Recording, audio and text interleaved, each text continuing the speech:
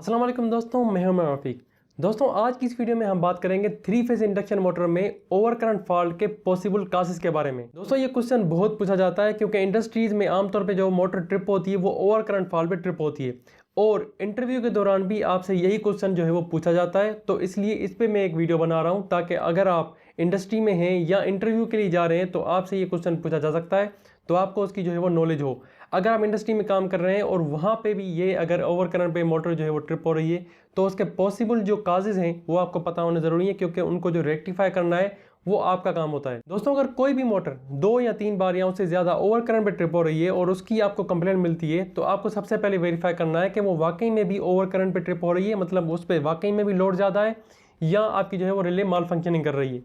मतलब आपको सबसे पहले उसका जो है वो करंट यानी कि तीनों फेजेस के आपको उसके करंट जो है वो वेरीफाई करने होंगे कि वो वाकई में भी जो है वो ओवर करंट ले रही है, यानी कि वो लोड जो है वो वाकई में भी उस पर ज़्यादा है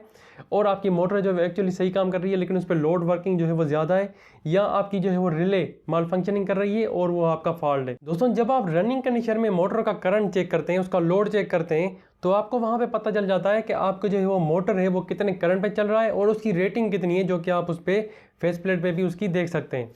तो अगर आपका करंट मान लीजिए कि वो मोटर जो है वो रेटेड है 30 एम्पेयर पे या 40 एम्पेयर पे और आपका जो है वो मान लीजिए कि यहाँ पे जो है वो मोटर आपकी 30 एम्पेयर पे रेटेड है और आपका जो लोड चल रहा है तीनों फेसेस पे वो 30 एम्पेयर से ज़्यादा चल रहा है, मान लीजिए 32, 34 एम्पेयर, 35 एम्पेयर चल रहा है, तो इसका मतलब है आपका जो वो मोटर है वो सही है, आपकी जो मोटर पे एक्चुअल लोड है वो ज़्यादा चल रहा है। यानी कि लोड साइड पे कोई ना कोई मसला है जो वहाँ पे लोड एक्चुअल में ज़्यादा चल रहा है। अगर वो लोड नहीं है तो फिर उसमें मैकेनिकल साइड पे आप चेक करें, कोई ना कोई चीज़ है जो वहाँ पे लोड प्रोवाइड कर रही है जिसकी वजह से आपकी मोटर पे लोड आ रहा है। मतलब आपकी जो है वो रिले साइड पे कोई भी मसला नहीं है, आपका जो है वो लोड एक्चुअली में हाई चल रहा है। दोस्तों तीनों फेजेस का करंट जो है वो चेक करने का एक ये भी बेनिफिट है कि आपको ये पता लग जाएगा कि आपकी जो है वो रिले वो तो माल फंक्शनिंग नहीं कर रही।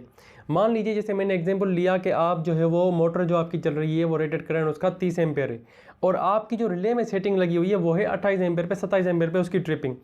तो अगर वो मोटर 28 एम्पेयर पे उसकी अगर ट्रिपिंग है और उससे पहले ही ट्रिप हो रही है, मान लीजिए वो 20 एम्पेयर पे ट्रिपिंग हो रही है और आपकी जो रेटिंग है वो आपकी जो मोटर है वो 30 एम्पेयर की है, उसकी जो ट्रिपिंग रखी हुई है वो 28 एम्पेयर की रखी हुई है और जो वो एक्चुअली ट्रिप हो रही है वो 20 एम्पेयर पे ट्रिप हो रही है, तो इसका मतलब है आपकी जो वो मोटर है उस वो सही है लेकिन उसकी जो रिले है वो माल फंक्शनिंग कर रही है। तो इस कंडीशन में आपको जो है वो रिले चेंज करनी पड़ेगी। इन अदर केस आपको जो है वो ये ट्रिपिंग जो है वो कंटिन्यू देखनी पड़ जाएगी। दोस्तों उसके बाद जो काज आता है वो आता है बेरिंग साइड का। अगर आपकी मोटर की जो बेरिंग है यानी कि उस पर जो 2 बेरिंग लगी होती हैं, एक ड्राइव एंड साइड और दूसरी नॉन ड्राइव एंड साइड, वो अगर सही से फिक्स नहीं है या उसमें कोई मसला आ गया है तो वो आपकी जो है वो 3 काजेज जो है वो प्रोड्यूस कर सकती है। एक तो वो उसमें ओवर करंट प्रोड्यूस करेगी जो कि आपको फॉल्ट मिला है, दूसरा उसमें एबनॉर्मल साउंड भी आएगा और उसमें एबनॉर्मल हीटिंग भी प्रोड्यूस होगी।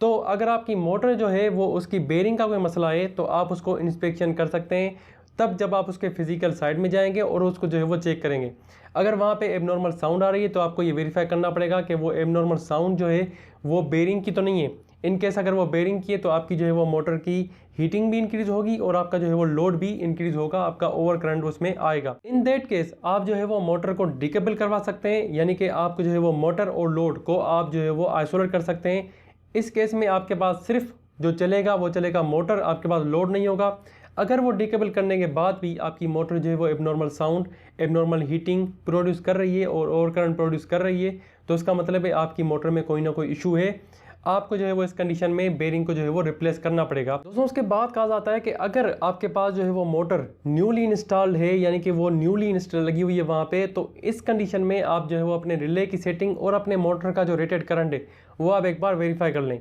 कभी कभार ऐसा हो जाता है कि आप जब मोटर को न्यू इंस्टॉल करते हैं तो आपकी जो रिले होती है वो अंडर रेटेड होती है, यानी कि आपका जो मोटर है वो एक्चुअली जिसका जितना करंट उसको लेना चाहिए वो उतना ही ले रहा होता है, लेकिन आपकी जो रिले होती है वो एक्चुअली अंडर रेटेड होती है। मोटर जो है वो अपना करंट ले रहा होता है और रिले जो है वो उस करंट को ओवर करंट मान रही होती है। तो इस कंडीशन में अगर आपकी जो है वो मोटर की न्यू इंस्टॉलेशन है तो आप जो है वो इस कंडीशन में एक नज़र अपनी रिले पे और मोटर के जो रेटेड करंट है उस पर डाल दीजिए। दोस्तों उसके बाद जो कहा जाता है वो आता है सिंगल फेजिंग का। आपकी जो इंडक्शन मोटर है जो कि 3 फेजेस पे चल रही होती है, आपने जब स्टार्टिंग में मैंने आपको बताया कि उसका जो है वो आपको स्टार्टिंग में ही करंट चेक कर लेना है। मान लीजिए वहाँ पे आपको जो है वो पता चल गया कि उसके तरफ 2 फेजेस आ रहे हैं, एक फेज जो है वो मिस है, तो इसको हम सिंगल फेजिंग कहते हैं। इस कंडीशन में आपकी जो है वो मोटर बार बार जो है वो ट्रिप होगी ओवर करंट पे और जो है वो एबनॉर्मल हीटिंग भी प्रोड्यूस करेगी।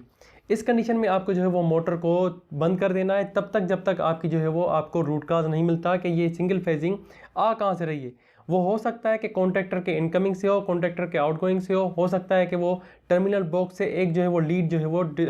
आइसोलेट हो गई हो उसमें से, या हो सकता है कि पैनल में से कोई जो है वो लीड आपकी आइसोलेट हो गई हो। कुछ भी हो सकता है कि आपकी जो है वो मोटर पे सिंगल फेजिंग आ रही है तो उसका मतलब है वो एक फेज जो है वो नहीं चल रहा, आपको वो किसी भी तरीके से वहाँ पे प्रोवाइड करना पड़ेगा। इन अदर केस आपकी जो है वो मोटर ओवर करंट की वजह से ओवर हीटिंग की वजह से वो अर्थ भी हो सकती है, वो जो है वो डैमेज भी हो सकती है। तो इस कंडीशन में आपको जो है वो तीसरा फेज वहाँ पे प्रोवाइड करना पड़ेगा। आपको जो है वो मोटर उस टाइम पे बंद कर देनी है तब तक जब तक आपको ये पता नहीं चल जाता कि वो जो है वो सिंगल फेजिंग कहाँ से हो रही है। दोस्तों उसके बाद एक कंडीशन आती है कि मान लीजिए आपकी जो है वो मोटर स्टार्टिंग में यानी कि रन करते हुए ही वो ट्रिप हो रही है या जो है वो चलते हुए में वो ट्रिप हो रही है, तो उस कंडीशन में आप जो है वो एक बार पैनल पे जाके चेक करें। हो सकता है कि उसके फ्यूज़ जो है वही जो है वो जल चुके हों, डैमेज हो चुके हैं या ब्लोन हो चुके हों।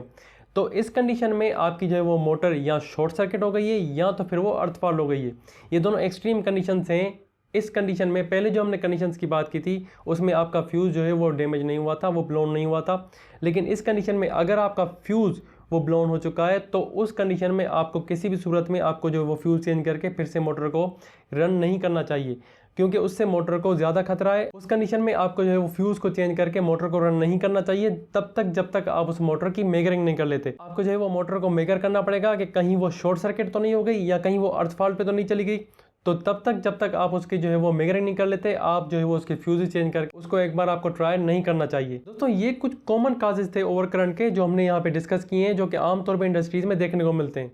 अगर आपके पास कोई और कॉमन कॉजेज है जो कि आप फेस कर चुके हैं तो आप वो कमेंट सेक्शन में मुझे बता सकते हैं। ओवर करंट से रिलेटेड बहुत सारे कॉजेज मिल जाते हैं जो कि अलग अलग नौयत के होते हैं, अलग अलग रीजंस की वजह से होते हैं। दोस्तों अगर आपको वीडियो पसंद आई तो वीडियो को लाइक एंड चैनल को सब्सक्राइब जरूर कीजिएगा और साथ में बेल आइकन को भी प्रेस कर लीजिएगा ताकि आपको मेरी नोटिफिकेशन मिलती रहे। मिलते हैं ऐसे ही किसी इंटरेस्टिंग टॉपिक के साथ, तब तक अपना ख्याल रखिए। अल्लाह हाफिज़।